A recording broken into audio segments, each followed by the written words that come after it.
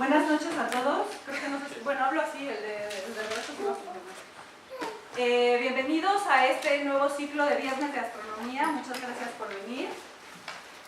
Este ciclo va a hablar sobre los colores del universo, es decir, las diferentes longitudes de onda en las que nosotros los astrónomos observamos objetos en el universo. Esta primera charla es a cargo del doctor Roberto Galván. Roberto hizo su doctorado aquí en Morelia, en Iliria, antes CRIA, o sea, aquí al ladito hizo su doctorado. Después, bueno, durante su doctorado pasó un tiempo en el CFA en Harvard, haciendo colaboraciones allá. Y terminando el doctorado se fue a hacer ¿tuviste la ESO? Sí, un postdoc. Un postdoc a la ESO, que es la agencia, el Observatorio Europeo del Sur. Sí, el Observatorio Europeo. Es un observatorio europeo en Garching, en Múnich, estuvo Roberto. Sí. Y después regresó aquí a trabajar como investigador a Morelia y pues hoy es un súper radioastrónomo, así que aprovechen para hacerle todas las preguntas que tengan. Y como les mencioné, al final va a haber 3 preguntas sobre la charla de Roberto. Las personas que tengan bien las preguntas van a entrar a una rifa para ganarse un galileoscopio que está acá. El galileoscopio se hizo en el 2009 porque fue el Año Internacional de la Astronomía para justo celebrar los 400 años,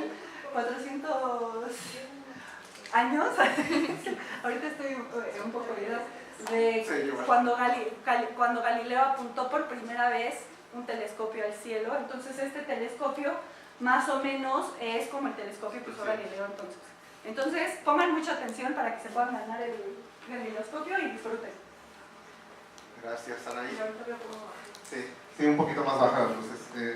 Tengo un poco de curiosidad de dónde viene la audiencia.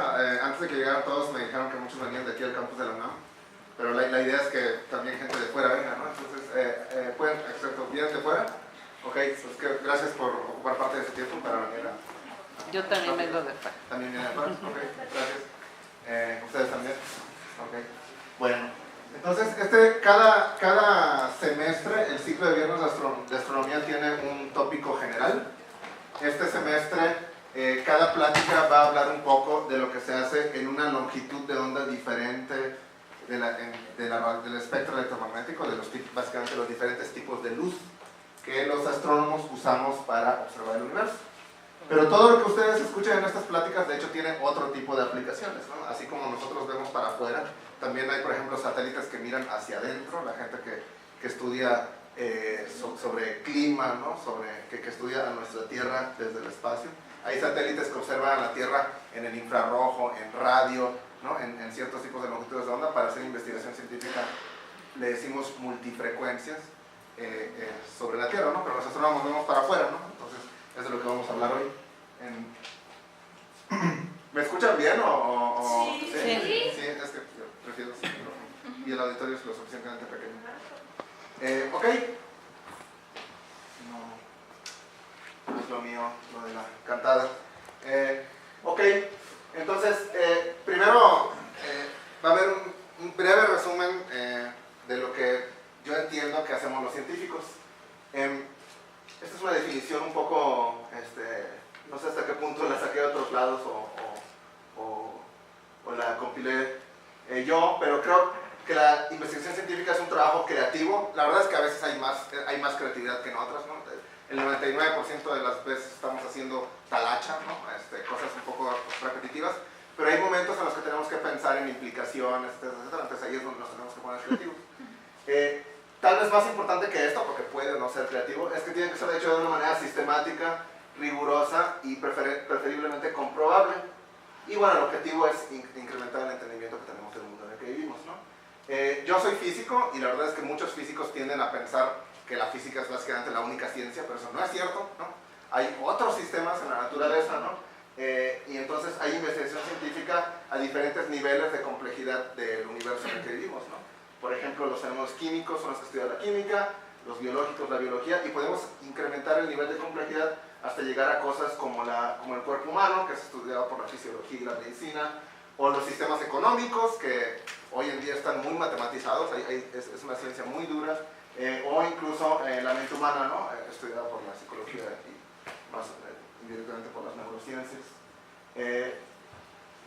Espero no ofender a nadie con esto, pero es bueno aclarar, porque a veces la gente piensa que los astrónomos somos astrólogos, ¿no?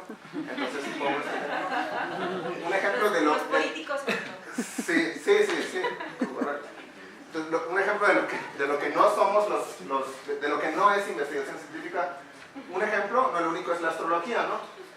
Que se puede disfrazar de conocimiento científico, porque de hecho la astrología tiene un método, ¿no? O sea, hay astrólogos serios que con un método calculan cosas astrológicas, ¿no? O sea, porque la astrología tiene que ver con la posición aparente del Sol en las estrellas de fondo, ¿no? Entonces, conociendo la posición del Sol y conociendo la posición de las estrellas de fondo, y definimos constelaciones en esas, definimos como si yo fuera astrólogo, ¿no? Se definen las constelaciones en esas estrellas de fondo, uno puede definir cosas astrológicamente, ¿no? Entonces, hay astrólogos serios, ¿no? Porque tienen un método, ¿no? Pero sus resultados, al menos en el momento en el que intentan hacer predicciones sobre lo que va a pasar, son enunciados que se puede demostrar, son demostrablemente falsos, ¿no? Puede ser que le atinen a uno, ¿no? Puede ser que de repente haya una coincidencia y le atinen a uno, ¿no? Pero se puede demostrar que estadísticamente, si uno agarra una muestra de 100, de 1000 personas y agarra los enunciados astrológicos, se puede demostrar que en la gran mayoría de los casos van a ser falsos, ¿no? Entonces, si les gusta por entretenimiento, no digo que yo nunca me haya divertido leyendo un horóscopo, o hasta que haya sentido que se refiere a mí, o sea, es algo psicológico, pero es un ejemplo de no ciencia. Ahora, ¿para qué sirve la ciencia? Pues es muy bonito decir que alimenta, es una manera de incrementar el conocimiento humano, aumenta el espíritu humano, pero también tiene aplicaciones prácticas, ¿no? Y un ejercicio que me gusta poner en algunas pláticas, aunque esta plática no se trata de eso, y vamos a pasar por esto muy brevemente, es que de verdad piensen en cualquier objeto alrededor suyo, de verdad casi cualquiera, ¿no? Mientras haya sido tocado por el hombre, ¿no? Cualquier objeto alrededor suyo, y hay cientos de años de investigación científica detrás de ese objeto, detrás de las fibras, de los plásticos, de la ropa que traen puesta, detrás del material de sus zapatos, de lo que quiera, de su teléfono celular, que es el ejemplo obvio. Hay cientos de años de investigación científica detrás de eso, ¿no? Entonces, es algo que es bueno traer a estas pláticas.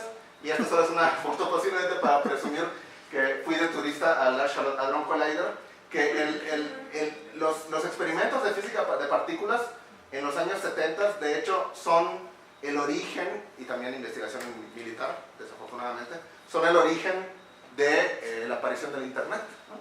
Estos protocolos de comunicación entre computadoras, entre máquinas, se desarrollaron para hacer investigación en física básica hace muchos años, y después en los 90 se encontraron sistemas comerciales, y ahorita en 2018 básicamente cualquier actividad humana, si no depende íntimamente, por lo menos periféricamente, tiene una relación con la existencia del Internet, ¿no? No nos podemos imaginar la vida humana ahorita sin Internet, nos guste o no, ¿no? O sea, podemos estar en desacuerdo con muchas cosas, pero nos afecta, ¿no? Bueno, pues hablamos de astronomía. ¿Qué hacemos los astrónomos, no? Entonces, nos dedicamos a entender los fenómenos físicos fuera de la Tierra. Eso incluye nuestro sistema solar. Incluso hay gente aquí, no solo en el Instituto de Radioastronomía, en el Instituto de Geofísica, que estudia cosas que pasan en nuestro sistema solar.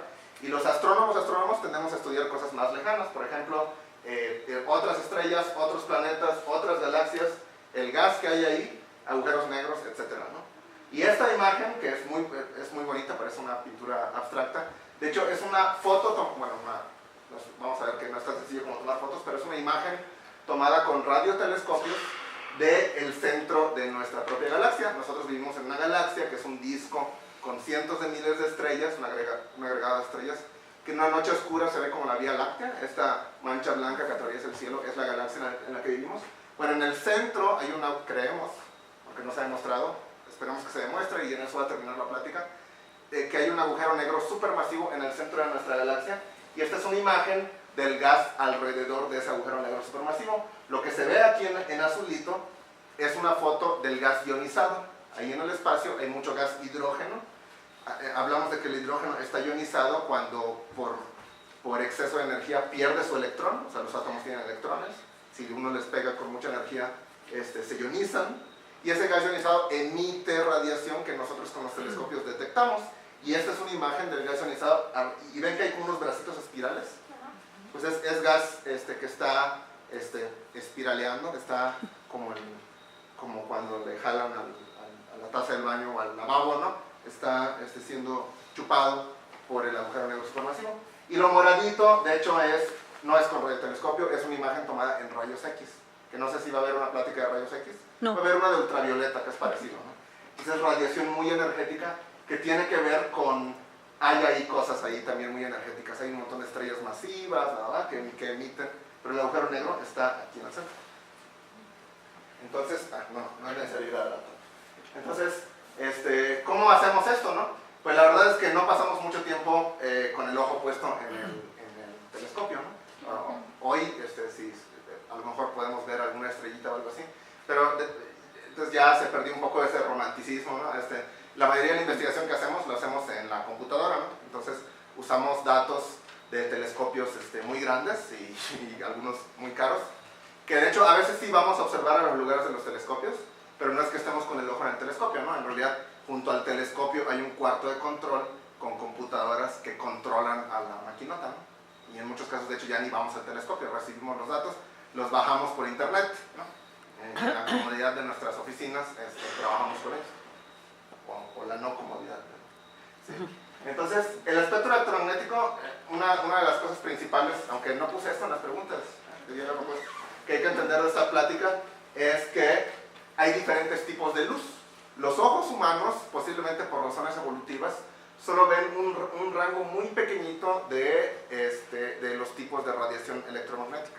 Y voy a usar intercambiablemente la palabra radiación electromagnética y luz, ¿no? Entonces, la luz que los ojos ven es solo lo que llamamos luz visible, ¿sí? Que la longitud de onda de esa radiación en metros es de este orden, ¿no? De una fracción de 10 a la menos 6 o 10 a la menos 7. Hay radiación más energética que tiene longitudes de onda más corta, y hay radiación menos energética que tiene longitud de onda más larga. La más energética son los rayos gamma, luego siguen los rayos X, como la de las radiografías, ¿no? Los rayos gamma como las de las bombas nucleares. Ultravioleta, como esta que afortunadamente la atmósfera bloquea, y si no, o parcialmente, y si no, pues es malo para los organismos vivos, ¿no? Nos haría muy mal en la piel, etc. Pero, bueno, los objetos astronómicos emiten en eso, ¿no? Entonces, para observar el universo en rayos ultravioleta, van a ver en una de las pláticas de este ciclo que se construyen satélites que están fuera de la atmósfera, y entonces pueden ver el universo en luz UV, porque si uno lo pone aquí dentro de la Tierra, no podemos detectar la luz UV de los astros porque la atmósfera lo bloquea. Y yo principalmente uso radiotelescopios. Microondas entra dentro de radio, entonces vamos a considerar lo mismo, aunque también un poquito de infrarrojo. Entonces, ¿de qué se trata esto? Bueno, pues los objetos emitimos en eso, ¿no? De hecho, a veces en la escuela, me acuerdo cuando era chiquito, en la escuela me decían, solo las estrellas emiten luz propia, ¿no? Los planetas no emiten, la luna tampoco, y no se decía explícitamente, pero entre paréntesis, el cuerpo humano tampoco, ¿no? Nos decían, la luna refleja la luz del sol. Y eso no es del todo correcto. O sea, la luz visible que vemos de la luna es una reflexión de la luz del sol. La luna emite despreciablemente en luz visible. Pero la luna, simplemente por ser un cuerpo con una temperatura propia, emite su propia radiación. Y el máximo de esa radiación depende de la temperatura del objeto. El cuerpo humano, todos estamos familiarizados porque cuando nos da fiebre nos preocupamos. Tenemos una temperatura como de 36 grados centígrados, ¿no? Si uno calcula, bueno, si uno modela el cuerpo humano como algo que en física le decimos cuerpo negro, que no somos exactamente eso, pero lo podemos modelar así, resulta que emitimos copiosamente a longitudes de onda de 10 micrómetros, que esto es radiación infrarroja. Esto no es radio, ¿no? Pero me parece importante para la plática, ¿no? Entonces, nuestro cuerpo emite, es brillante en el infrarrojo, ¿no? Y esto fue tomado con una cámara infrarroja, que antes eran muy caras, pero ya se pueden, creo que ya tenemos una para difusión. ¿Tenemos una en el... No, pero la vamos a comprar. Bueno, esta me la tomé en un evento de divulgación en la ESO, sí. Entonces, cuerpo emite copiosamente, ¿no? Y por ejemplo tengo mis lentes y lo que pasa es que, un poco así como en películas de superhéroes, si yo me quitara los lentes se vería la radiación que sale de mis ojos, pero como lo pongo, se bloquea, ¿no? Y claro, la chamarra, creo que es la misma chamarra, bloquea las cosas y creo que tenía menos pelo en eso, o no bloquea mucho la radiación. Sí. Bueno, ¿y qué pasa cuando observamos los astros, no? Hay excepciones para esto, siempre en la naturaleza siempre hay excepciones para todo, pero muchos tipos de radiación electromagnética de la que emiten los objetos astronómicos tiene que ver con la temperatura del objeto. Entonces, a grosso modo, aunque le digo hay excepciones, lo pueden ver como que mientras más larga sea la longitud de onda con la que observamos, vemos cosas más frías, y mientras más corta sea la longitud de onda con la que observamos, vemos cosas más calientes. Entonces, si seguimos eso, los telescopios de rayos X servirían para ver las zonas más calientes de los objetos astronómicos. Esta es una galaxia, no es nuestra galaxia, es otra galaxia. Son imágenes de otra galaxia, que son agregados de cientos de miles de millones de estrellas. Entonces los rayos X sirven para ver el gas que está a 10 millones de grados, ¿no? El gas que por diferentes razones está súper caliente. Luego los rayos UV más o menos, pero no tanto. Luego la radiación óptica es lo que ven los ojos humanos y típicamente lo que uno ve son las estrellas, la superficie de las estrellas. Entonces una imagen óptica sirve muy bien para contar estrellas, ¿no? Luego en el infrarrojo uno ve el polvo del cual se forman las estrellas. Las estrellas se forman de nubes de gas y polvo, y les vamos a mostrar una imagen de mi trabajo que observa una nube en mucho detalle. Entonces esto rojito que está aquí es ese polvo asociado a las nubes donde hay estrellas naciendo. Y luego en el radio también vemos el polvo, pero también podemos ver cosas como gas molecular. Resulta que el espacio interestelar está lleno de moléculas, o sea, ahí, sobre todo en las zonas más densas del espacio interestelar. Bueno, para empezar, el espacio no es vacío. Entonces, en este espacio interestelar que está formando estrellas, hay moléculas, ¿no? Hay monóxido de carbono, hay amoníaco, hay los astrónomos no decimos el nombre químico, decimos solo la forma. Entonces, hay OCS, CH3CN, ¿no? Que cuando un químico escucha eso se escandaliza porque no decimos el nombre formal de las moléculas, ¿no? Cianido de metilo, ¿no? O tienen otros nombres, ¿no? Pero los astrónomos, como no sabemos demasiada química, pues decimos la fórmula nada más, ¿no? Las más densas del espacio interestelar son ricas en moléculas y nosotros podemos hacer mapas, imágenes de esas moléculas ahí en el espacio que están formando estrellas. Y es lo que está aquí. De hecho, este es un mapa hecho de la molécula de monóxido de carbono, que aquí en la Tierra es tan venenosa para nosotros, ¿no? Que si la respiramos nos hace mal. Entonces, esto es lo que se hace con los diferentes telescopios, ¿no? A las diferentes longitudes de onda. Este es un ejemplo de otra galaxia. Esta es una galaxia no como la nuestra, esta es una galaxia parecida a la nuestra, una galaxia con brazos espirales. Esta es una galaxia mucho más masiva, es una galaxia elíptica masiva, miles de veces más masiva que nuestra propia galaxia.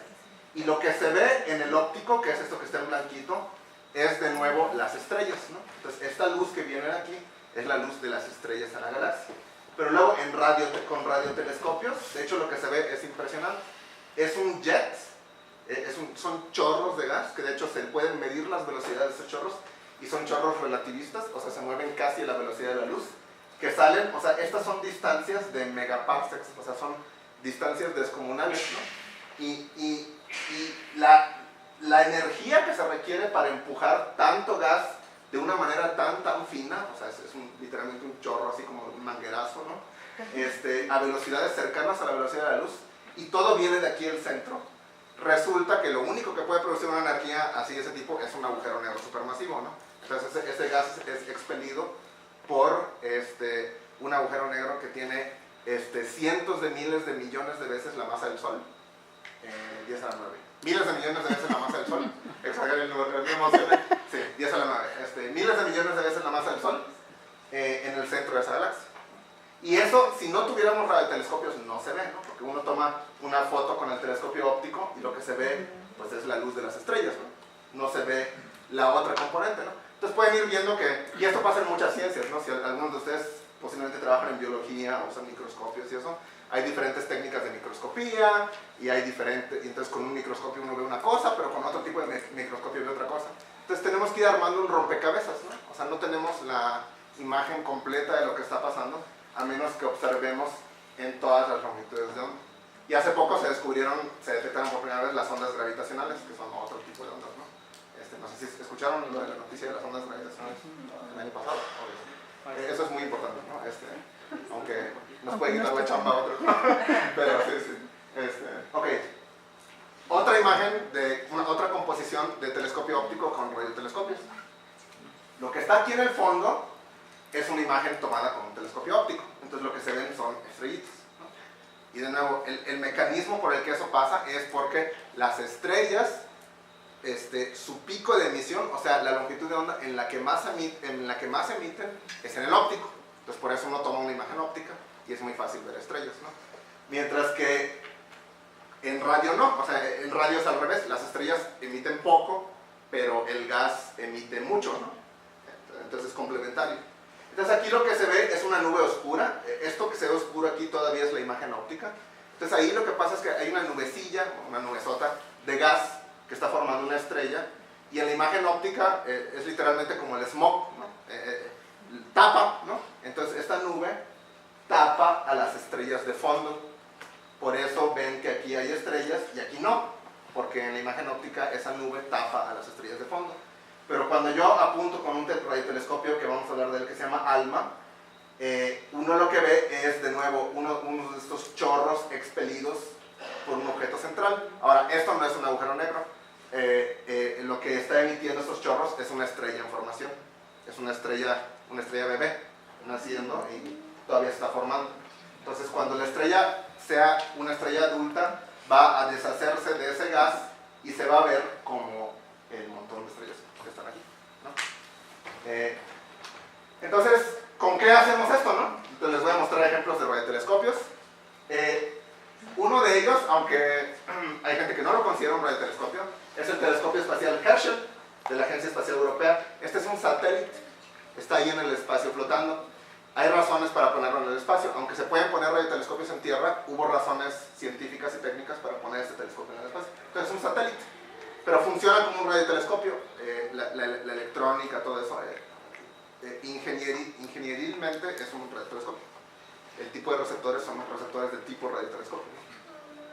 Algo un poco más como lo que uno entiende como un radiotelescopio es, por ejemplo, aquí en México tenemos el gran telescopio milimétrico que ya por fin está funcionando. O sea, los que sepan de esto, o sea, lleva muchos años en construcción, ¿no? Fox lo inauguró. Sí, Vicente Fox lo inauguró, pero luego en realidad no funcionaba. No, por eso, ¿no? por eso. Pero ahorita ya funciona. Yo no trabajo para este telescopio, no es de la UNAM, es de otro instituto que depende directamente del CONACYT, se llama INAOE, que está en Puebla.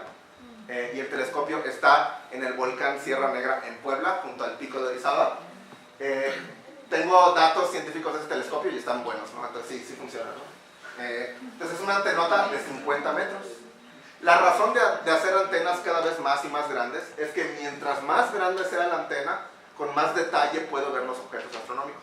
Entonces si yo pudiera hacer una antena de 100 metros, podría ver las cosas con el doble de detalle, solo que ya en ingeniería se vuelve cada vez más difícil hacer y cuesta más caro. Entonces se vuelve en términos de ingeniería más difícil y es más caro, ¿no? Entonces hay límites prácticos para lo que uno puede hacer, ¿no?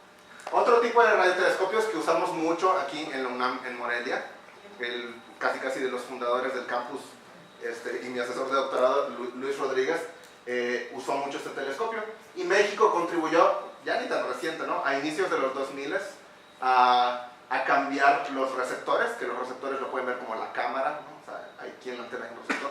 México contribuyó a cambiar los receptores de las antenas, ¿no? Entonces tuvimos una contribución en este telescopio. Está en Nuevo México, se llama Very Large Array, un nombre muy aburrido, ¿no? Arreglo muy grande. Y el objetivo de poner muchas antenas es que se pueden conectar para funcionar como un solo telescopio. Literalmente la antena, la señal que llega a cada una de las antenas se conecta bajo tierra, hay fibras ópticas aquí enterradas y van a una computadora que no está aquí en la cámara, pero les voy a mostrar una foto de otro telescopio después, y en esas supercomputadoras se procesan y todas las antenas se hacen trabajar en conjunto como si fuera un solo telescopio de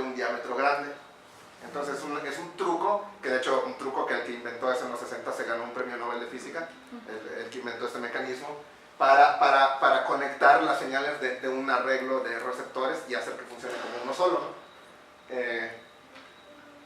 Y también sale en la película de Terminator Salvation. De hecho sale bastante, yo pensé que iba a salir un minuto, pero no, hay toda una escena completa. Era una base de comunicaciones de Skynet. Bueno, el nuevo radiointerferómetro, donde el radiointerferómetro es un radiotelescopio que funciona como una red de antenas, es ALMA, que está en el desierto de Chile. A diferencia del BLA, ALMA funciona a longitudes de onda más cortas, ¿no? Entonces sirve para observar cosas ligeramente diferentes a las que se ven con el BLA. Y hubo que ponerlo por lo mismo, por cosas que tienen que ver con la atmósfera, etc. Hubo que ponerlo a una altura muy grande. El BLA está en Nuevo México a una altura como de 2000 metros, que no es demasiado, más o menos la altura de Morelia, ¿no? Pero las antenas de ALMA están a más de 5000 metros de altura en el desierto chileno. Entonces ahí en las montañas de Chile hay una planicie lo suficientemente grande como para... De hecho, esta es la versión más fotogénica del arreglo porque las antenas están pegaditas, pero las antenas se pueden mover y se pueden separar hasta del orden de 10 kilómetros, ¿no? Y de nuevo, mientras más las separe, puedo ver las cosas con más detalle, ¿no? Y es una colaboración global, ¿no? Ya está tan complicado eso. Es posiblemente una de las máquinas en tierra más complicadas que ha construido el humano, ¿no? Hay miles de personas trabajando y lo construyeron entre todo el mundo, ¿no? Estados Unidos, Europa, los asiáticos, ¿no? Y los chilenos tienen mucha suerte de que les ponen todos los telescopios en su tierra porque el desierto chileno es muy apto para astronomía, ¿no? Entonces, la mayoría de las inversiones en astronomía se ponen en Chile, ¿no? Es el mejor lugar para poner. El Polo Sur también es muy bueno, pero es difícil ponerlos ahí. Pero ya está poniendo cosas. Tuve la oportunidad de trabajar 3 años para este telescopio. O sea, trabajaba en el Observatorio Europeo, que es uno de los participantes en el telescopio, pero a veces iba a trabajar en el telescopio en Chile, ¿no? Entonces es una selfie muy mal tomada, no sé. Pero lo importante es que se ven las antenas, ¿no? Y les quería hablar de algunos detalles técnicos del telescopio, ¿no? La verdad es que, y algo de lo que quiero que se vayan con esta plática es que vean que hay o sea, que al menos en ciertas áreas de la ciencia como esta, sí hay una coexistencia muy interesante entre cosas puras y aplicadas, ¿no? O sea, los astrónomos somos como que el último eslabón en la cadena, somos los que usamos el telescopio para hacer ciencia básica, pero en la construcción de estos instrumentos, de hecho los que están ahí en el sitio, la mayoría son ingenieros eléctricos, ingenieros electrónicos, ingenieros de telecomunicaciones, informáticos, computólogos, ¿no? Y todos tienen que trabajar en conjunto, ¿no? Entonces, algo de lo que igual quiero que quede claro aquí es que en muchas áreas científicas no es así como que el científico está ahí en su cueva encerrado, ¿no? Tenemos que trabajar con cientos de personas y en juntas, en auditorios con japoneses y con europeos y alemanes, gringos, lo que sea, y comunicarnos entre nosotros y separar las diferencias culturales y entender cómo pronuncia el otro, ¿no? Y entonces es muy interesante también para la gente que hace cosas que no son solo ciencia básica, ¿no? Por ejemplo, las antenas de ALMA son capaces de apuntar con una precisión de 1 segundo de arco. 1 segundo de arco es una medida angular. Los ángulos los medimos en grados, ¿no? Un grado, estoy inventando, ¿no? Supongo que esto es un grado, un ángulo de 1 grado. Ese grado lo divido en subsecciones, ¿no? Y entonces tengo minutos de arco, es en analogía a como medimos el tiempo, ¿no? Y luego esos minutos de arco se dividen en segundos de arco. Entonces, la precisión con la que puede apuntar una de estas antenas, que pesan decenas de toneladas cada una de ellas, puede apuntar con 1/2 milésimo del diámetro angular de la Luna. O sea, si vemos el tamaño angular de la Luna, dividen eso en 2000 partes. Y la antena puede apuntar precisamente, o sea, con esa precisión, en segundos, ¿no? O sea, uno le dice, muévete para acá y va, ¿no? Bueno, exagero un poco, pero sí es más común. O sea, tarda segundos en llegar a su destino, ¿no? Y este motor es magnético, ¿eh? De hecho, las antenas, por rollos políticos, la mitad las construyeron los americanos y la mitad los europeos y otras tantas los japoneses, ¿no? Socioculturalmente es interesante, la contribución americana fue hecha por una compañía militar, claro, ¿no? Los europeos juntaron un montón de compañías chicas e hicieron una compañía grande expresa para construir estas antenas. Lo malo de eso, de hecho las antenas son las de mejor calidad de las europeas, lo malo de eso es que después de construir el telescopio la compañía quebró, ¿no? Entonces, y los japoneses son Mitsubishi, ¿no? Entonces, pero los motores de las antenas europeas son magnéticos, hay partes aquí que no se tocan, ¿no? Luego, la superficie de las antenas tiene que aproximarse a una parábola ideal con una precisión de 20 micrómetros, ¿no? Entonces, y esto tiene que ver con la longitud de onda a la que yo observo. Estos telescopios tienen que observar en longitudes de onda que miden 1 milímetro, porque es un telescopio que observa radioondas que miden 1 milímetro. Entonces, yo no puedo observar radiación cuya onda mide 1 milímetro si yo no conozco la precisión de una antena mejor que ese milímetro, ¿no? Es algo de precisión del laboratorio, ¿no? Entonces, esa parábola tiene que ser una parábola perfecta con una precisión de 20 micrómetros, que es más o menos 1/5 del ancho de un cabello, ¿no? Entonces, tuve la fortuna de ver cuando estaban ensamblando la última antena, y era la última, ¿no? Era la época en la que era como 2013, cuando ALMA estaba ya funcionando, pero todavía había muchas cosas no del todo listas, ¿no? Entonces, este es el ensamblaje de la superficie de la última antena, ¿no? Entonces van poniendo los paneles y tienen que quedar perfectos con una precisión de 1/5 del ancho de un pelo. Y esto igual esto es lo menos fotogénico. El correlador nunca sale en las fotos, pero el correlador es esta supercomputadora que procesa las señales. ALMA tiene 66 antenas. Cada antena pues mide señales como función del tiempo de los astros. Y la señal de cada una de las 66 antenas llega a esta supercomputadora y se juntan para cada par de antenas. Entonces, la señal de la antena 1 con la 2 se junta. La de la 1 con la 3 se juntan. Y hay que calcular el número de combinaciones, ¿no? Entonces, 1 con 60, 1 con 66, y luego 2 con 3, 2 con 4, ¿no? Entonces, todas las combinaciones, las combinaciones de todas las señales de las antenas se tienen que procesar.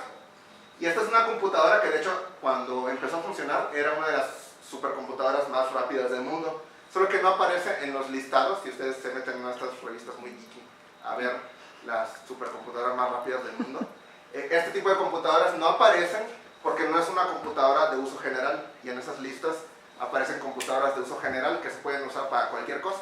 Esta es una supercomputadora de uso específico. Lo único que hace es multiplicar las señales que llegan de las antenas, no sirve para hacer otra cosa, ¿no? Entonces, pero su poder es 17 petaflops, o sea 17 10 a la 15, o sea 15 ceros, operaciones por segundo. Para que se den una idea, si tienen un Xbox o un PlayStation o algo así, sí, a mí me gustan los videojuegos. Entonces, el nuevo Xbox, creo que está, el Xbox X, está como en 6 teraflops, ¿no? El anterior, el que tengo en mi casa, porque no voy a comprar el nuevo, está en como 1.8 teraflops, ¿no? Entonces, tiene el poder, aunque no parece demasiado, porque la verdad es que el Xbox es bastante poderoso, requiero como el orden de 10,000, o sea, esto procesa lo que pueden procesar 10,000 Xbox o PlayStation juntos, ¿no? Entonces, y solo hace una cosa, multiplicar señales que le llegan de las antenas. Y es especial porque está a 5,000 metros de altura, entonces es un edificio que está presurizado, porque la altura afecta a las computadoras. Si llevan una computadora en un lugar muy alto, la diferencia de presión le afecta a los componentes, etc. Entonces es un edificio presurizado, oxigenado, porque la gente ahí arriba se pone como borracha, ¿no? Porque como hay menos oxígeno, uno se vuelve muy tonto, de verdad. O sea, trabajar aquí. De hecho, el cuarto de control no está a 5,000 metros de altura, el cuarto de control está a 3,000 metros, que está bastante manejable. Pero cuando hay que subir a las antenas a 5,000 metros de altura, uno está tonto, ¿no? Entonces cualquier cosa que uno quiera hacer está así como que... posiblemente estoy exagerando, hay gente que aguanta más, igual y depende un poco de la condición física de la gente que va. Y les quiero mostrar un videito, que seguramente ya hay videos más nuevos, pero igual desde que me regresé ya me desactualicé. Sí, eso quiere decir el observatorio, el European Southern Observatory, Southern porque todos los telescopios están en Chile, en el sur. Creo que con clic funciona mejor. Esto es... A ver si ahora sí. Ahí está.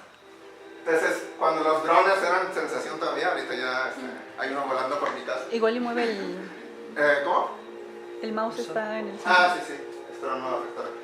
Es un video que filmaron y de verdad es una coincidencia, no es con afán de andar presumiendo. Este video lo filmaron cuando yo estaba operando el telescopio junto con otros operadores, no era el único, ¿no? Y de hecho un amigo que es astrónomo óptico, que no tiene nada que ver con radioastronomía, que es americano, él se llama Grant, se coló al equipo que filmó el video. Entonces, yo estaba esto está a 5.000 metros de altura, ¿no? Yo estaba a 3.000 metros de altura moviendo a los telescopios y él estaba filmando el video con el dron, ¿no? De hecho, lo que estábamos haciendo esa mañana es observando calibradores. Al hacer una observación astronómica no es nada más observar el objeto científico, observo mi nube de polvo y ya qué bonito, ¿no?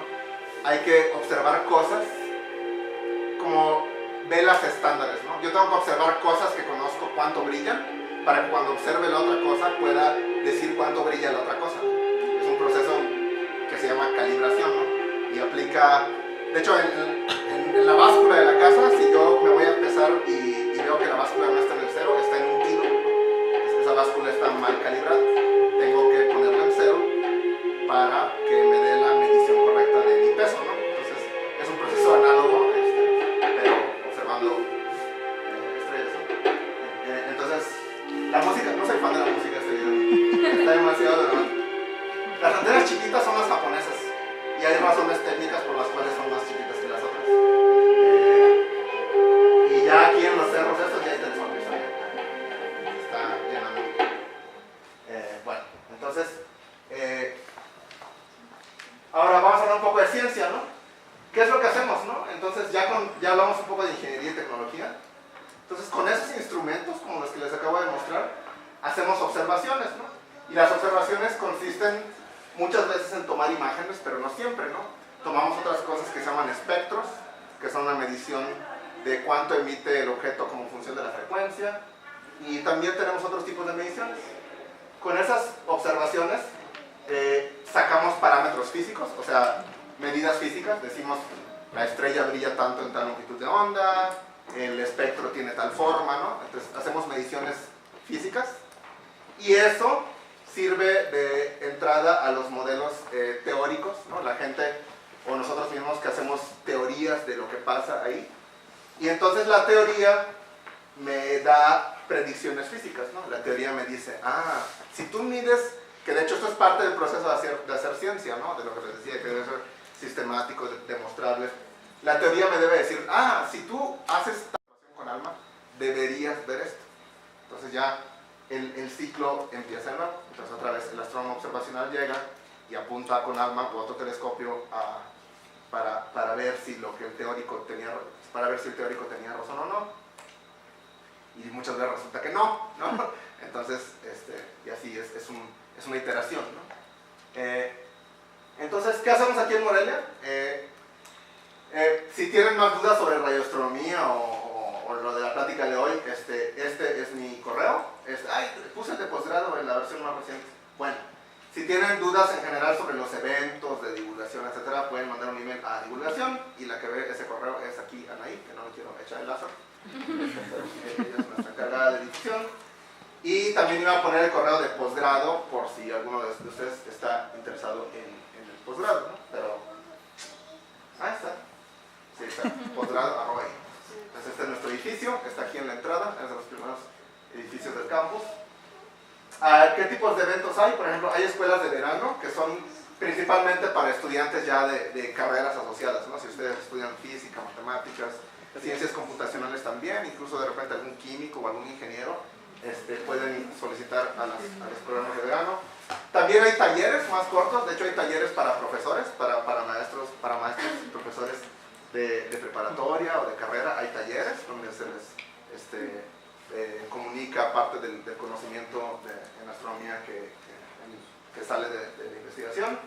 Y también hay eventos de divulgación como está el ciclo de cine comentado, etcétera, etcétera, ¿no? Y entonces ahí una foto donde estamos trabajando, ¿no? Y como ven, hay varias mujeres, ¿no? Algo importante de la ciencia no es solo para hombres. Yo soy hombre, así sucedió, pero la ciencia es también para mujeres, ¿no? Entonces, ¿qué investigamos? Pues hacemos radioastronomía y también otras áreas de astronomía. Esto me lo voy a brincar. Y les quiero hablar de unos ejemplos de lo que hacemos, ¿no? Son varios ejemplos, ¿no? ¿Esto qué es? Es ya ni tan reciente, lo saqué en 2013 justo antes de regresar aquí a México. es un estudio de una nubesota que está formando un cumulote de estrellas, ¿no? Entonces, en las nubes ahí que hay en nuestra galaxia, no todas son del mismo tamaño. Hay nubes chiquitas y nubes grandes, ¿no?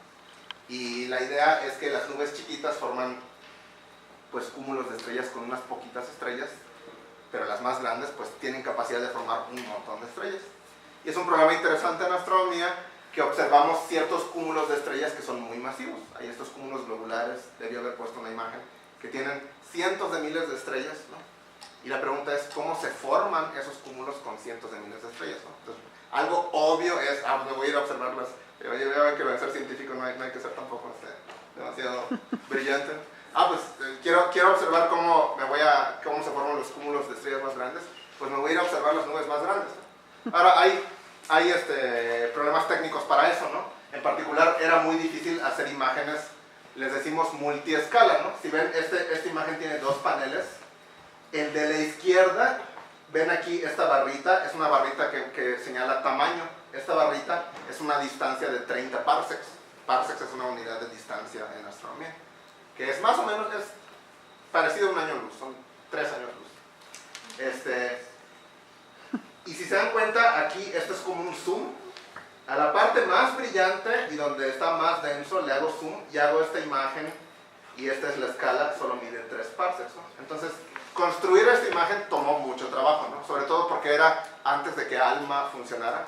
Entonces tuvimos que juntar datos de muchos telescopios para hacer una imagen de buena calidad de esa nube, ¿no? Pero es el tipo de cosas que hacemos, ¿no?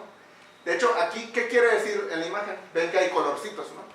Esos colorcitos es una manera de codificar información. No quiere decir que el ojo humano lo vea así, ¿no? Porque de hecho, esta es una imagen tomada con un radiotelescopio. Entonces, el ojo humano ahí no ve nada, ¿no? Entonces, lo que uno está viendo es la emisión de la molécula de monóxido de carbono, lo que les dije, hay moléculas en el espacio. Entonces, medimos la radiación de esa molécula de monóxido de carbono y observando varias, voy a decir una palabra un poco, varias transiciones espectrales de esa molécula. Digamos que la molécula no emite solo en una frecuencia, emite en varias. Entonces, yo observo en todas, bueno, no en todas, pero en varias de las frecuencias donde emite esa molécula. Y haciendo eso, puedo calcular la cantidad de material que hay en esa nube.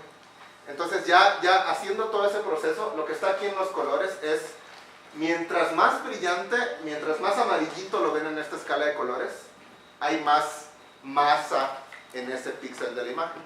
La codificación de la imagen es tal que está en unidades de masas solares por parsec cuadrado. O sea, mientras más amarillito lo vean, más material hay ahí. Entonces lo que ven aquí es el centro de la nube, donde está más denso y donde se están formando más estrellas. Y lo que ven aquí es la periferia, donde es menos denso y de hecho hay partes que no están formando estrellas. Otro ejemplo de las cosas que hacen, de hecho es lo mismo, pero con otra escala de colores, pero aquí los contornitos, estas manchitas negras, de hecho es la emisión de las estrellas que están naciendo, ¿no? Porque en la figura anterior se pudieran haber preguntado, ¿y cómo sé que está formando estrellas si no las veo, no? Y si me acabas de decir que le apuntas un telescopio óptico de los que ve estrellas y los telescopios ópticos no lo ven porque la nube lo tapa, ¿no? De hecho es una muy buena pregunta, ¿no? Bueno, hay otras maneras con radiotelescopios de ver a las estrellas que están naciendo. Si ven estas pelotitas aquí, son estrellas masivas que están naciendo, son estrellas con 8, 10, 20 veces la masa de nuestro Sol, que resulta que como son masivas, liberan mucha energía y empiezan a ionizar el gas alrededor de ellas, donde por ionizar, de nuevo, quiero decir, los átomos pierden a sus electrones. Tengo átomos de hidrógeno neutro, cuando lo ionizo, el electrón se va a volar. En el momento en el que hago eso, esos átomos ionizados empiezan a emitir un tipo de radiación característica que la puedo detectar con el VLA, con el telescopio del Terminator, no con ALMA. ALMA, de hecho, no sirve para detectar ese tipo de radiación, pero con el VLA, con ese puedo detectar estas pelotitas de gas ionizado. Entonces se complementan, algo como el VLA y ALMA, de hecho observan cosas diferentes. Con ALMA puedo ver el gas con moléculas y frío del cual se forman esas estrellas, y con el VLA puedo ver las estrellas recién formadas. Y lo que encontramos es que efectivamente en la parte donde el gas denso y frío que se ve con moléculas es más denso, es donde están las estrellas masivas formándose. Entonces ven que coinciden muy bien las pelotitas estas con el gas, ¿no? Entonces, de eso se trató este trabajo. Otro ejemplo, ya hecho con ALMA, y que combinó un poco a comparar con trabajos teóricos, es esto. Lo que está aquí a la izquierda no es una imagen, bueno, sí es una imagen, pero es una imagen sacada de una simulación hecha con una computadora. Es un trabajo de astrónomos teóricos que también aquí hay en el centro de Morelia. Entonces, alguien en una supercomputadora simula la física de cómo se forma un sistema de estrellas. Entonces, programan en una supercomputadora como una nube de gas se comprime y se empiezan a formar las estrellas. Y claro, cuando ya se forman, empiezan a rotar una alrededor de otra y se forman estos como bracitos espirales. Porque aquí están las estrellas en formación y el gas que les está cayendo tiene unos como bracitos espirales. Entonces, esta es la simulación numérica y nosotros con ALMA detectamos esto en 2015. Antes, sin ALMA, era muy difícil detectar estos bracitos espirales porque no había telescopios que fueran lo suficientemente sensibles como para detectar estas extensiones. Con los telescopios de antes observábamos esto y veíamos las bolas estas que son las más brillantes. Veíamos esta bola y esta bola, pero no éramos capaces de ver el gas más tenue alrededor, ¿no? Perdón si algunas cosas están en inglés. También podemos ver, y de hecho podemos ver diferencias químicas, ¿no? Aquí en esta imagen con colores, cada color representa la emisión de una molécula diferente.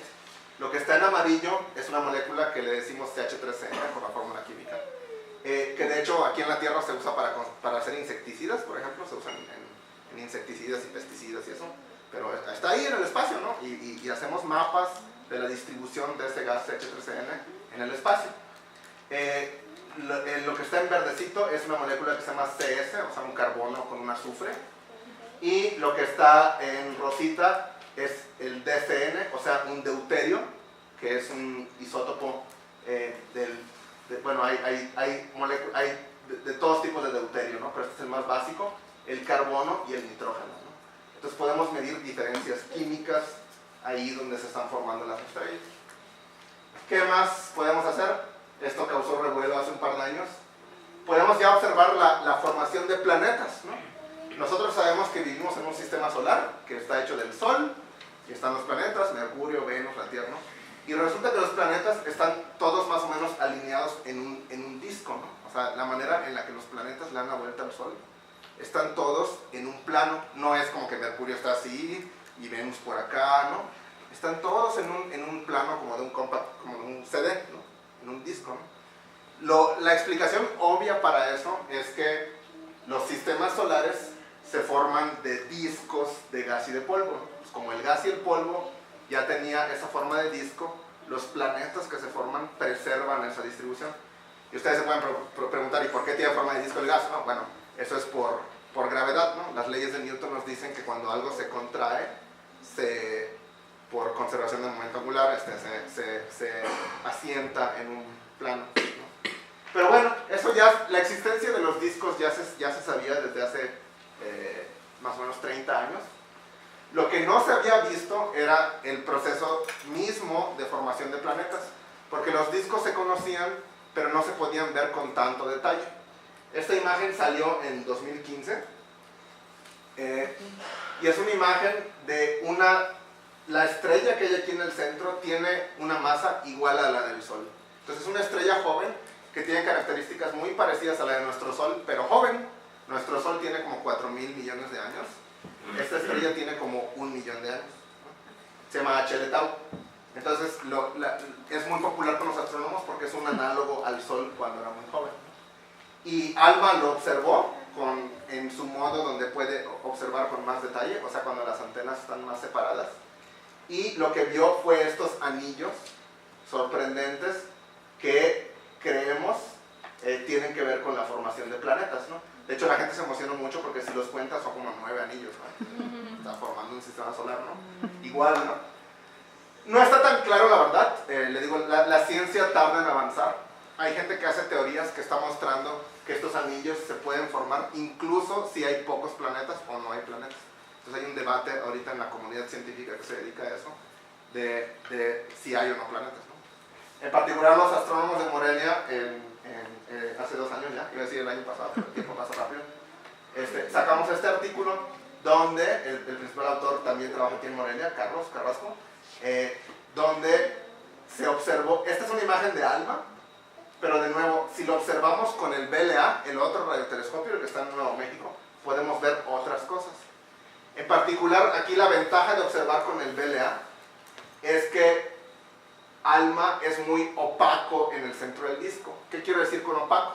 Que literalmente me topo como con la pared, ¿no? O sea, yo observo el objeto con ALMA y las partes centrales son tan densas que mi telescopio no puede ver todo lo que hay en el objeto. El objeto literalmente es como las paredes. Las paredes, para los astrónomos decimos, son ópticamente gruesas, ¿no? O sea, yo no puedo ver a través de la pared. La radiación de lo que está detrás de la pared no penetra las paredes, entonces no puedo ver a través de la pared.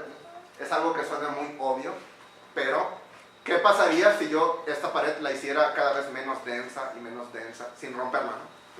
Menos densa y menos densa, menos densa. Posiblemente en algún momento se volvería transparente, ¿no? Entonces eso sucede aquí. Las partes centrales del disco son tan opacas que no puedo penetrar con el telescopio para ver lo que hay adentro. Sin embargo, si yo veo con el BLA, cuando observo con el BLA es menos opaco. Decimos la radiación es más transparente. Entonces, haciendo eso, al parecer hay una pelotita ahí que la verdad es que no sabemos, no estamos del todo convencidos de si es real o si es ruido en las imágenes, pero que podría ser un protoplaneta, ¿no? O sea, no el planeta en sí, sino la nubecilla de gas que se condensa en el disco y que está formando un planeta. Y todo esto son imágenes reales, ya no son dibujitos, son imágenes reales. ¿Qué más podemos hacer? Observar galaxias completas. En particular hay otro astrónomo aquí en Morelia que usa el telescopio espacial Herschel, el que les dije que son satélites, que es un satélite, para observar otras galaxias, ¿no? Esta es la galaxia de Andrómeda, que de hecho se puede ver a simple vista en una noche oscura o con un telescopio pequeño, aunque no se ve así, ¿no? Esta es la típica imagen óptica y vean cómo, de nuevo, cambiando de longitud de onda, veo cosas diferentes. En rayos X veo la parte más caliente y más central de la galaxia. Mientras que esta es la imagen tomada con el telescopio espacial Herschel. Lo que se ve ahí son las nubes que forman cúmulos de estrellas. Cada grumito que ven en esta imagen, ¿sí ven los pequeños grumitos? Cada grumito que ven en esta imagen es, de hecho, una de estas. Solo que esta se puede ver con tanto detalle porque está cerca, está en nuestra galaxia.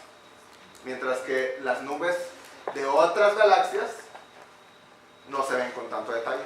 Pues lo más que puedo hacer es un poco como contarlas, ¿no? Pero no puedo ver todos los detalles de cada una de estas nubes. Hasta ahí llegan los telescopios ahorita. Esta es otra imagen de lo mismo. Y ya para terminar vamos a hablar del tema que le gusta a todos, aunque yo no trabajo, bueno, no trabajo en esto. Indirectamente estoy en un par de proyectos que tienen que ver con agujeros negros, pero no soy especialista en agujeros negros. Pero hay proyectos muy bonitos y hay uno en particular que México está participando con el Gran Telescopio Milimétrico.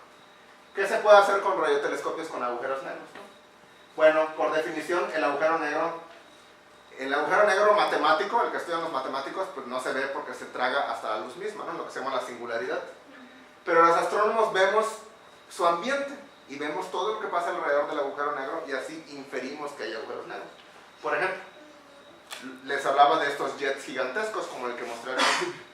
Si uno calcula la energía que llevan estos jets, resulta que es una energía tan grande que lo único que puede proporcionar esa energía es un agujero negro. Luego con telescopios ópticos como el telescopio espacial Hubble se pueden tomar estos tipos de imágenes donde se ven unas como donitas, como los discos, como H Tau, pero inflado, como una donita, y se cree que aquí hay un agujero negro en el centro.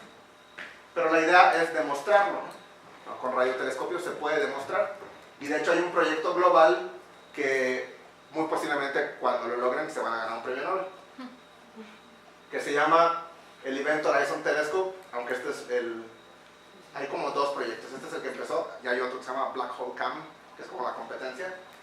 La idea es, así como les dije, yo agarro diferentes antenas y las conecto y funcionan como una sola, y haciendo eso puedo ver las cosas con mucho detalle. Extrapolar eso hasta el límite, ¿no? Entonces, agarrar todos los radiotelescopios que observan ondas milimétricas en el mundo, incluyendo el GTM en México, y los que están en Hawái, los que están en Arizona, los que están en California, ALMA. ALMA funciona como un solo elemento de este arreglo global de radiotelescopios, y ya hay uno en el Polo Sur, claro, ¿por qué no? Entonces, y uno cerca de Granada, en España. Entonces, la superficie que cubre el arreglo de telescopios ya es del tamaño de la Tierra. Entonces, el detalle con el que yo puedo ver con un arreglo así de radiotelescopios es sin comparación, ¿no? Son las imágenes de más resolución angular que hay en astronomía. Y este proyecto pues se fue gestando más o menos desde 2010, más o menos, pero ya lleva un par de años funcionando. Solo que todavía no revelan la imagen del agujero negro porque están juntando datos. Los proyectos toman tiempo. Este es el trabajo de la vida de muchas personas. Entonces, juntan los datos por 10, 15 años y ¿no? hasta que bingo, ¿no? Entonces, ¿vieron la película de Interestelar? La idea es que la imagen se vea más o menos así. Porque hay algo, bueno, esto lo vamos a ver en la siguiente diapositiva. Lo que podemos ver es esta mancha, esta sombra negra que se llama horizonte de eventos, que su definición física es, dentro de ahí la luz se traga, ¿no? Pero lo que está fuera del horizonte de eventos, la luz todavía puede escapar. Entonces, como hay un disco de gas caliente rodeando el agujero negro, básicamente ese disco emite radiación que se detecta con radiotelescopios, pero lo que está dentro del horizonte de eventos, eso no lo vemos, y lo que está afuera sí. Y hay ciertas asimetrías. Estas asimetrías es por efectos gravitacionales de la relatividad general, bla, bla, bla, pero todas estas distorsiones y asimetrías son por efectos relativistas, que tienen que ver con la teoría de la relatividad, en la cual no soy experto tampoco. Entonces, esto es de la película, pero esto ya es una simulación astrofísica real de lo que se quiere ver, y si se dan cuenta se parece, ¿no? O sea, esto ya es trabajo serio, ¿no? Publicado en artículos, ¿no? Entonces, la idea es resolver esta emisión. Entonces el agujero negro estaría aquí, y lo que se pretende es resolver la sombra del agujero negro, o sea, esta sombrita, y esta asimetría, si ven que es más brillante de un lado que del otro, es porque por efectos de relatividad, como la cosa está rotando, la radiación rota el disco alrededor del agujero negro. Entonces, esto ya es una simulación real hecha con computadoras, ¿no? Entonces, la mecánica del juego es un poco parecida a lo que les mostré que hicimos con esto, ¿no? Esto es lo que me dice el teórico que se debe ver, y luego yo apunto con el telescopio y vi esto ya, ¿no? La mayoría de las veces no pasa esto, ¿no? El teórico me dice algo y luego resulta que el teórico está mal, ¿no? Pero a veces pasa, ¿no? Entonces ahora mismo los teóricos están diciendo que se debe ver esto, ¿no? Y la gente está compilando los datos, y el Gran Telescopio Milimétrico aquí en México está participando en ese proyecto. De hecho, hay un investigador aquí en UNAM que está participando en ese proyecto. Y esta es una ilustración también hecha por la ESO, está muy bonita, me gustó mucho, la encontré ayer, que explica la anatomía de lo que se quiere ver, ¿no? Entonces, de nuevo, este es el horizonte de eventos, entonces la luz de ahí no se escapa, ni modo, ahí no hay nada que hacer, pero lo que está afuera se puede ver, ¿no? Ahí está, y ya son nomenclaturas ya un poco técnicas, ¿no? La última órbita estable se refiere a el radio mínimo en el que un fotón o la radiación no es tragada por el agujero negro, ¿no? Entonces, si estoy tantito fuera de eso, ya la puedo ver, ¿no? Y luego, si estoy dentro, ya se va, ¿no? Entonces, es más o menos lo que se quiere ver. Y voy a terminar con, esta es una compilación de imágenes tomadas por ALMA. Este es el disco del cual hablamos, pero estas cosas igual están muy interesantes. Esta cosa que parece del Señor de los Anillos, ¿no? Es un lente gravitacional, es una galaxia así lejana, que la luz pasa por otra galaxia y se distorsiona y queda con forma de anillo. Entonces, y es algo muy útil porque nos permite medir cosas de objetos que están muy muy lejos, de modo que no podríamos si no tuviéramos la suerte de que la luz se distorsiona. Entonces, esto igual, los lentes gravitacionales son otra cosa que fue predicha por Einstein hace muchos años. Y fue hasta hace poco, de hecho ALMA no fue el primero, el telescopio espacial Hubble hizo algunos de esos, que se empezaron a hacer imágenes de lentes gravitacionales. O sea, esto no es un dibujito, es una imagen tomada con el telescopio de un lente gravitacional. Este es posiblemente el más abstracto de todos. Y esta es una imagen de un asteroide. un asteroide, estas piedrotas que están aquí en el sistema solar, ALMA ya las puede resolver. Se ve medio borroso, pero ya podemos más o menos verle la forma, ¿no? O sea, ya no es solo un puntito, ¿no? Sino que ya podemos decir un poco de su estructura. Y ya, bueno, igual empezamos un poco tarde, ¿no? Espero no haber pasado demasiado. Y pasamos a las preguntas para los premios. Sí, bueno, primero hay que agradecerle a...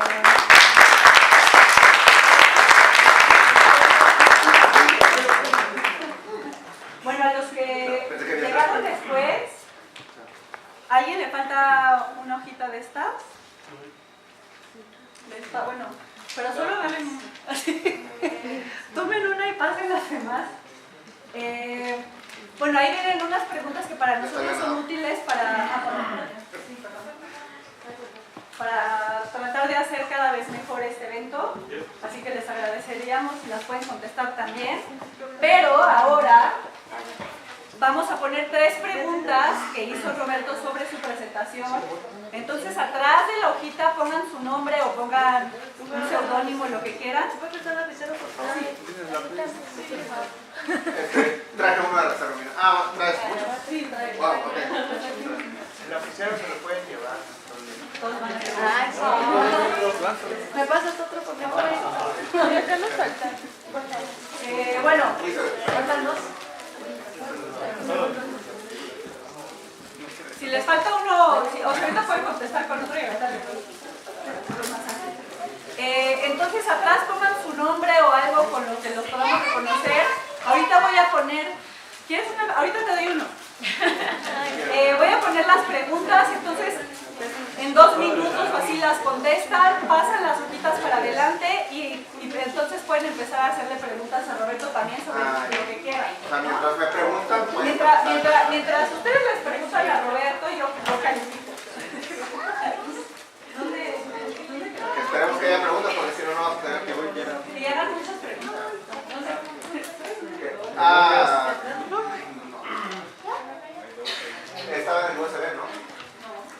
¿Cómo le hiciste? ¿Qué folder? ¿En el tipo de difusión?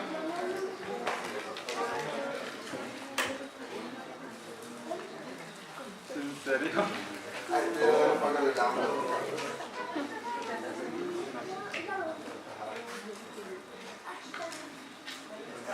Claro. Ok, ahí están las preguntas, las pueden ver.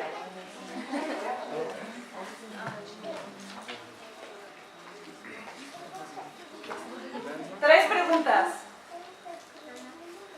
Entre los que la tengan bien se va a hacer una rifa porque solo tenemos un caleidoscopio. O sea, si todos las tienen bien, pues es una rifa. No sabía eso, igual las puse muy fácil. Te dije que quieras una difícil. Sí, hice como las unidades del Pixel. Ajá, o una extra, puede criterio de desempate. No me meto. Bueno, puedes hacer una extra, hablada para... Pero después de ver si hay empate. Ahora no. Bueno, no, pero sí, bueno, seguro va a haber empate. Ya están tan emocionados con el premio que ya no me quieren preguntar nada. No, sí, ahorita en un minutito.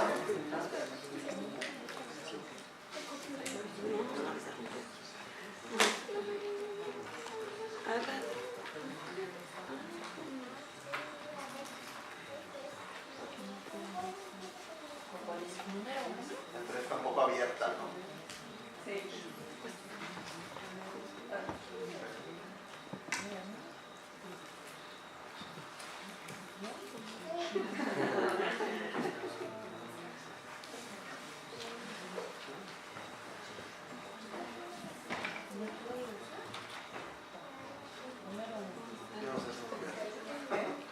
Yo no sé surfear.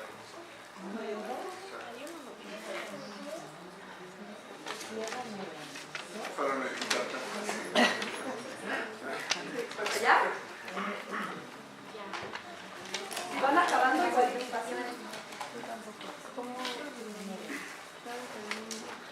o sea, hay que contestar esas 3 preguntas. Solo que ustedes llegaron un poco tarde, entonces igual y no vieron nada de lo mismo. Se les pueden soplar de lado. ¿Me puedes prestar el lapicero? Es que algunos no funcionan. De todas formas, todos pueden observar, terminando las preguntas que le van a hacer a Roberto, todos pueden salir a observar con el telescopio que pusimos afuera. No, tendrán que ver. ¿Ya? Yo tengo muchas preguntas. Muy bien, pues pueden empezar. Mientras no pregunten algo que... Sí, exactamente. ¿Cuáles son dos cosas que podemos ver para ¿Cuáles eran las ver? respuestas? Mencionó que el BLA y el ALMA observan cosas diferentes. Pero, bueno, vamos a un radiotelescopio. Sí. ¿En qué consiste que vean cosas diferentes entre las antenas, la programación, el día? Las antenas tienen que ver, pero la respuesta corta es observan longitudes de onda diferentes. O sea, no todos los radiotelescopios observan en todas las longitudes de onda que caben dentro del espectro que le llamamos radio. ¿Sabes qué es un hertz? Por ejemplo, las estaciones de radio, ¿no? Están a 90 y tantos megahertz, ¿no? Ciclos por segundo en las ondas. La respuesta corta es que el BLA observa de 1 a 50 gigahertz, o sea, más que las estaciones de radio, frecuencia más alta que las estaciones de radio.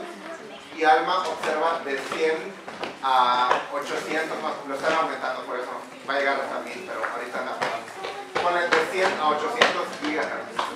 Son telescopios que funcionan en ventanas de longitud de onda diferentes. Lo puedes ver como diferentes estaciones de radio, diferentes canales de televisión que apuntan a diferentes frecuencias. Pero eso lo planean desde que lo están construyendo o ya cuando lo van a construir. No, es desde la construcción y toma mucho tiempo. Y las limitaciones son por razones técnicas, ¿no? O sea, los astrónomos que más quisiéramos que un radiotelescopio que observe en todas las longitudes de onda, pero por limitaciones de ingeniería y también por limitaciones del sitio donde se pone el telescopio, no puede cubrir todo. Por ejemplo, dije que el BLA está a una altura más baja que alta. Resulta que la atmósfera terrestre es tal que absorbe más la radiación a frecuencias más altas. Entonces, a las frecuencias que observa ALMA, si yo agarro ALMA y lo pongo en el sitio donde está el BLA, la atmósfera no deja ver. La atmósfera terrestre bloquea esa radiación.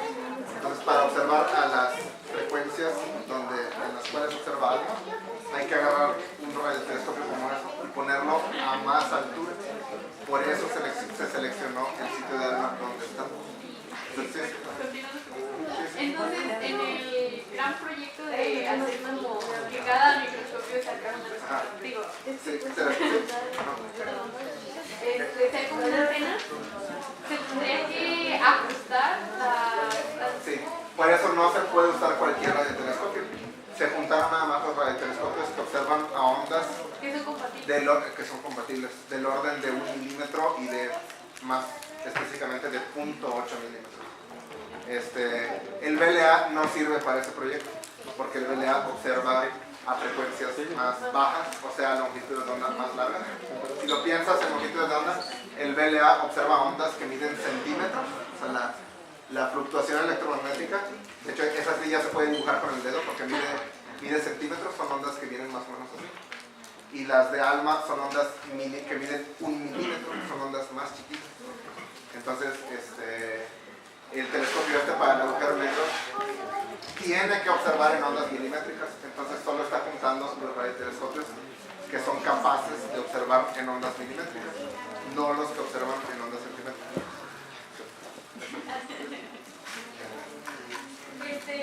Sí, vamos allá. No, porque voy a cambiar un poco. Ok. Porque es como de otro tema, ¿no? Entonces, yo por ejemplo es que siempre he tenido la duda y luego como que siempre me confunde. Los gravitones, o sea, sabemos que tienen pues masa cero, pero entonces solo sabemos que están en el espacio y que gracias a los gravitones pues puede existir la vida porque como ejercen la fuerza gravitacional pues es que se juntan, por ejemplo, si hay mucho hidrógeno, entonces como que empiezan a juntarse en las nebulosas y ya de ahí se empiezan a formar estrellas, sistemas y todo eso, pero entonces yo como sé dónde hay gravitones si no tienen masa. Sí, los gravitones no los detectamos, de hecho, yo primero no soy experto en física de partículas. Ajá.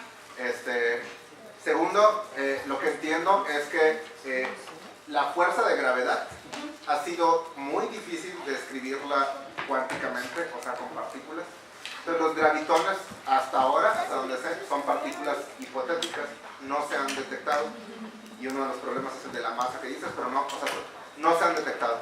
Entonces, hay físicos teóricos y de hecho matemáticos. De hecho, los que trabajan en eso aquí, más que los astrónomos, son los matemáticos. En nuestro mismo edificio, en el Centro de Ciencias Matemáticas, compartimos edificio con ellos. Hay gente que trabaja en teoría cuántica de campos y descripción cuántica de la gravedad y eso. Y hasta donde entiendo, los gravitones son partículas hipotéticas que sirven para describir muchas cosas, pero no se detectan hasta ahora. Entonces, los astrónomos, la descripción de la gravedad que usamos es todavía la de los libros de texto, que es la de Newton, o en el caso más complicado, la de Einstein, ¿no? Entonces ahí no usamos partículas, entonces no usamos la palabra gravitón, y lo describimos simplemente con las ecuaciones de Newton o las de Einstein, y ahí no es necesario detectar partículas, ¿no? Entonces simplemente vemos que con nuestras imágenes vemos que ciertas cosas se contraen y colapsan. A veces mostré muchas imágenes bidimensionales, preferindo mostrar espectros porque interpretarlos es más complicado, pero somos capaces de medir la velocidad del gas, o sea, el gas que está ahí metiendo, podemos medir si se está acercando o alejando.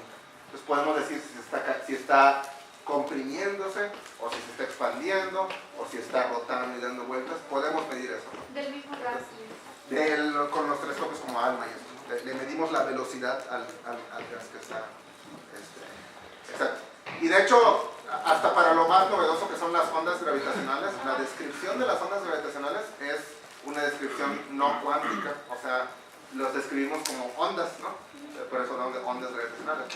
No se habla de partículas. Hay gente que trabaja en eso, ¿no? Pero no, es muy difícil conectarlo con observaciones. Entonces, sí. Y había una pregunta. Bueno, no es precisamente una pregunta, es más bien un pequeño comentario. Nosotros venimos aquí con una onda más social, menos todo de los comentarios. Somos catedráticas de ciencias sociales y humanidades nosotras, y evidentemente pues desde pequeñitas hemos estado inmersas en la literatura, Galileo, etcétera, ¿no? Y ya ahora surge una situación en la escuela de los niños donde comienzan a hablarles de Dios y de estas situaciones, ¿no? Entonces nosotros quisimos traerlos para acá precisamente porque ellos están conflictuados entre cuál es la existencia del ser, ¿no? Sí. Nosotros les decimos a ellos que bueno, el ser se construye a partir de esto y de todo lo que nos estás comentando, sí. Y en la escuela socialmente los involucran en Dios y la mujer la costilla de Adán y sí. Todas estas situaciones. Desafortunadamente y afortunadamente tienen padres como nosotros y compramos nosotros un telescopio más o menos de este vuelo, así, muy bonito, que armé yo. Ajá. Lamentablemente todas las instrucciones vienen en inglés. Yo no sé hablar inglés, sé hablar francés, estudié mi doctorado en Francia, entonces me costó mucho trabajo hasta que el joven me ayudó, pero primero lo armé yo. Entonces al armarlo me di cuenta que había piezas que puse incorrectamente, ¿no? Y todos los eventos astronómicos que pasaron hace unos días nos los perdimos porque por más que trataba yo de enfocar, había puesto todo al revés. Entonces no logramos ver nada. Aquí la cosa es, bueno, por ejemplo, ¿por qué no existen telescopios menos complicados como para ellos y para mí? Si se lo ganan. No, de hecho, ahorita me pasó. Y hay varios niveles, ¿ah? Desafortunadamente, la mayoría de los que nos dedicamos. Perdón, ¿ya terminó? Sí, no, sí. Sí. Desafortunadamente, la mayoría de los que nos dedicamos a investigación en esto, y ahorita le voy a echar la culpa que yo soy radioastrónomo, no sabemos mucho de estos telescopios, que no sé si es la palabra correcta, pero a veces usa la palabra amateur, ¿no? De hecho, es curioso, a mí sí me interesa, hay muchos astrónomos que vienen del área de la física, ¿no? Incluso hay muchos que no tienen ni idea de un telescopio de estos, ¿no? Yo la tuve, o sea, yo estudié física, pero cuando estudié física teníamos un grupito como un club de astronomía. Estudié en Monterrey, en la Autónoma de Nuevo León. Y teníamos un grupito que iba los sábados a un rancho afuera de las ciudades, que ahorita ya está todo contaminado por luz, pero en esos tiempos todavía estaba medio oscuro. Y sí, teníamos el interés de poner el telescopio y lo medio sabía alinear ahí poniéndole una moneda y dándole un codazo. Pero es interesante, mientras más me especialicé en lo que hago, más me desconecté de esto, ¿no? Entonces ahorita no sé manejar un telescopio chico, de hecho lo bueno es que nos van a ayudar varias personas. Por ahí algo queda, ¿no? Entonces, pero qué bonito que tengan el interés. Y respecto a la religiosidad, sí, prefiero a lo mejor no tocar el tema sensible. Hay muchos científicos muy ateos, pero también hay muchos científicos religiosos, ¿no? Es algo súper raro, ¿no? Yo creo que hay varios niveles de religiosidad. O sea, hay ciertas historias que uno no se puede creer. O sea, si a mí alguien me dice, la Tierra tiene 6.000 años, no, perdón, pero no, o sea, la Tierra no tiene 6.000 años, ¿no? Te puedo asegurar que la Tierra tiene miles de millones de años, ¿no? Que si la costilla de Adán, perdón, pero eso no tiene sentido, ¿no? Pero ese es el nivel que yo descarto, ¿no? Pero la religiosidad a un nivel como más, ya más, menos específico, ¿no?